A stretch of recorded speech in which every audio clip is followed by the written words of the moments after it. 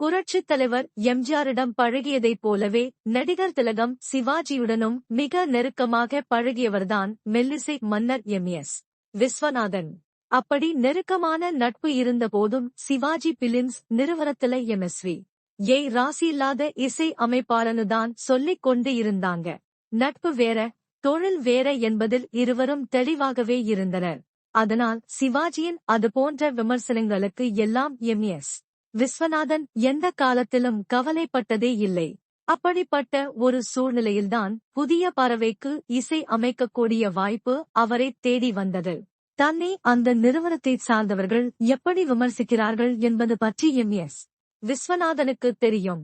என்றாலும் எந்த தயக்கமும் இல்லாமல் புதிய பறவை படத்துக்கு இசை அமைக்க அவர் ஒப்புக்கொண்டார் என்றால் அதற்கு முக்கியமான காரணம் நடிகர் திலகம் சிவாஜியோடு அவருக்கு இருந்த நட்புதான். புதிய பறவை படத்துக்கு பிறகு சிவாஜி பிலிம்ஸின் எல்லா படங்களுக்கும் எம்.எஸ்.வி. தான் சொன்னாங்க.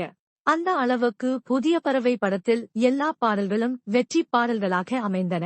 எம்.எஸ். விஸ்வநாதனை பொறுத்தவரைக்கும் இப்படிப்பட்ட விமர்சனங்களுக்கு எல்லாம் தன்னோட பாட்டால் பதில் சொல்வதுதான் அவரது வழக்கம்.